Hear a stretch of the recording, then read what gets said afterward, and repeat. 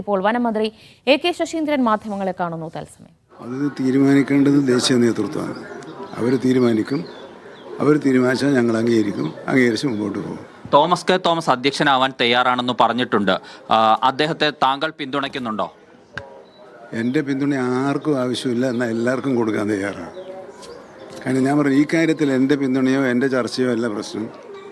ഞങ്ങളുടെ കാര്യത്തിൽ അന്തിമ തീരുമാനം എടുക്കേണ്ടത് ദേശീയ നേതൃത്വം എന്ന് പറഞ്ഞാലും ശ്രീ ശരത് പവാറാണ്. അദ്ദേഹം ഈ കാര്യത്തിൽ എന്താണോ പറയുന്നത് അതാണ് കേരളത്തിലെ NCP പ്രവർത്തകന്മാരുടെ അവസാന തീരുമാനം. ആ തീരുമാനം വന്നു കഴിഞ്ഞാൽ വേറെ ഒരു വർത്താനം ഉണ്ടാവില്ല. ഈ തോമസിനെ താങ്കൾ പിന്തുണയ്ക്കാൻ തയ്യാറാണോ? തോമസ് അധ്യക്ഷ സ്ഥാനത്തേക്ക് വരികയാണെങ്കിൽ അത് നല്ലതാണോ? അല്ല, അതൊക്കെ പിന്നെ ഇപ്പോൾ ഭാവിയിൽ അദ്ദേഹം ഓരോരുത്തരുടെ ആരാണോ പ്രസിഡന്റ് ആകുന്നത് അദ്ദേഹത്തിൻ്റെ പ്രവർത്തനങ്ങളെ ആശ്രയിച്ചിരിക്കും നല്ലതോ ചെയ്തു. മുൻവിധിയോടുകൂടി ആരെയും കാണുകയും ചെയ്യുന്നത് ശരിയല്ല. കാരണം എല്ലാവർക്കും ഓരോ തരം കഴിവുകളും പ്രവർത്തന പരിചയമൊക്കെ ഉണ്ടാകും. അപ്പോൾ അത് വെച്ചിട്ട് ചിലപ്പോൾ നമ്മുടെ പുതിയ മന്ത്രിമാർ നല്ല പെർഫോമൻസ് കാണിക്കുന്നവരില്ലേ, അപ്പോൾ നമുക്കത് അങ്ങനെ പറയാൻ വേണ്ടി പറ്റില്ല. ഏതായാലും ഇപ്പം ഞാൻ ഇതിൻ്റെ അകത്ത് NCP അധ്യക്ഷനാകാൻ ആരും അയോഗ്യനല്ല. എന്നാൽ ഈ കാര്യത്തിൽ ആരെയെങ്കിലും പിന്താങ്ങുകയോ ആരെയെങ്കിലും എതിർക്കുകയോ ചെയ്യുന്നൊരു പ്രശ്നമില്ല. കാരണം നമുക്ക് ഒറ്റക്കെട്ടായി പോകാൻ കഴിയേണ്ട ഒരു ഘട്ടത്തിൽ മറ്റു തരത്തിലുള്ളൊരു ചർച്ചകൾ നടത്താനില്ല. ദേശീയ അധ്യക്ഷൻ എന്താണോ നിർദ്ദേശിക്കുന്നത്.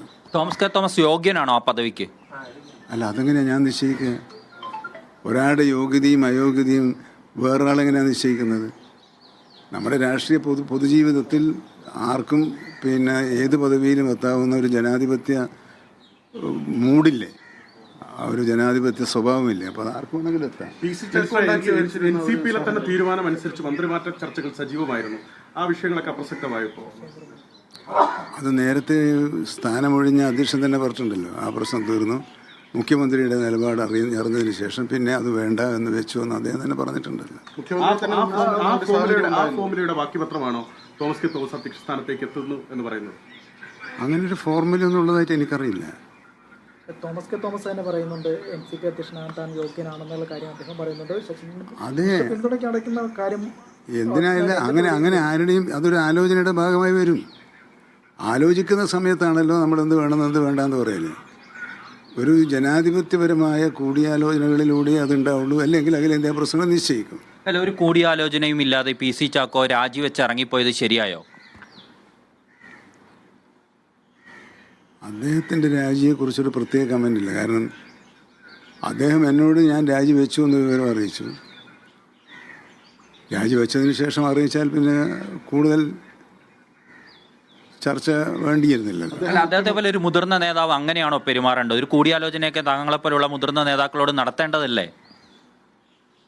അല്ലാതെ ഓരോ വ്യക്തിക്കും അതാത് സമയത്തെയും കാലത്തിൻ്റെയും പ്രശ്നം അനുസരിച്ച് ഒരു തീരുമാനം എടുക്കേണ്ടി വരും. അത് ചിലപ്പോൾ പെട്ടെന്ന് എടുക്കേണ്ടി വരും. ആ പെട്ടെന്നൊരു തീരുമാനമെടുക്കാനുള്ളൊരു പ്രേരണയുണ്ടായാൽ അതിനുവേണ്ടി കാത്തുനിന്ന് ചർച്ച ചെയ്ത് സമയം കളയേണ്ട ഒരു സാഹചര്യം ഉണ്ടാവില്ലേ? അതല്ല മനുഷ്യ, മുഖ്യമന്ത്രിയെ തന്നെ അദ്ദേഹം വിമർശിക്കുന്ന നിലയിലേക്ക് നെഞ്ചു നോക്കി പറയാനുള്ള അത് ഞാൻ നിങ്ങളാണ് അങ്ങനെ കാണുന്നത്. അദ്ദേഹം സംസാരിച്ചത് എവിടെയാ? അദ്ദേഹം പത്രസമ്മേളനത്തിലോ പൊതുയോഗത്തിലോ അല്ല സംസാരിച്ചത്. അത് പാർട്ടി യോഗത്തിൽ മന്ത്രിസ്ഥാനവുമായി ബന്ധപ്പെട്ട കാര്യങ്ങളിൽ നടന്ന കാര്യങ്ങൾ അദ്ദേഹം വിശദീകരിച്ചു. അപ്പോൾ മുന്നണിയുടെ ഐക്യത്തിന് വേണ്ടി LDFൻ്റെ കൂട്ടായ്മയ്ക്ക് വേണ്ടി ഞാൻ ഇങ്ങനെ പറഞ്ഞിരുന്നു എന്ന കാര്യം അദ്ദേഹം ജില്ലാ കമ്മിറ്റി യോഗത്തിൽ പറഞ്ഞു. അത് അച്ചടക്കലംഘനമല്ല. പാർട്ടി യോഗങ്ങളിൽ ഏതൊക്കെ പാർട്ടിയിൽ എന്തൊക്കെ കാര്യങ്ങൾ ചർച്ച നടക്കുന്നുണ്ട്. ആ ചർച്ചകളൊക്കെ ജനാധിപത്യപരമായ ചിന്തയിൽ കാണുന്ന ഒരു പാർട്ടിയാണ് NCP. അങ്ങനെ ഒരു മുന്നണിയാണ് ഇടതുപക്ഷ ജനാധിപത്യ മുന്നണി. പാർട്ടിക്കുള്ളിൽ നടക്കുന്ന ചർച്ചകളുടെ അടിസ്ഥാനത്തിൽ പ്രീതിയോ ഭീതിയോ രണ്ടുമില്ല.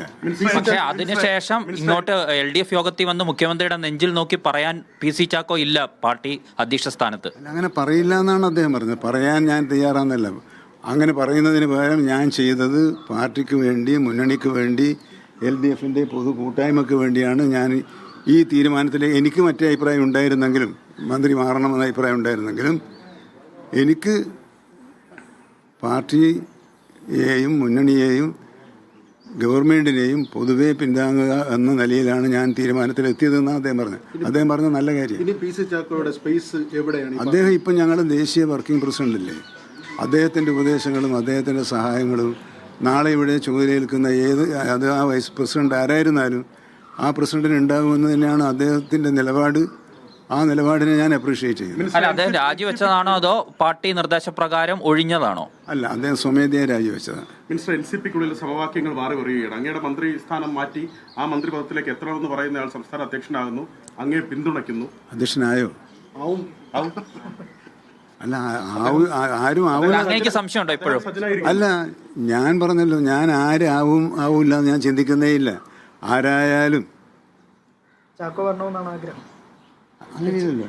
ചാക്കോ വരണം, ഞാൻ ആരായാലും എന്ന് പറഞ്ഞാൽ ആർക്കും ആവാലോ. മിനിസ്റ്റർ, ഈ വലിയ കളി കളിച്ചിട്ട് ചാക്കോ പുറത്തോട്ട് പോകുന്ന അവസ്ഥയായി. നിങ്ങൾ രണ്ടുപേരും അകത്തുണ്ട്, ചാക്കോ വെളിയിൽ പോയി.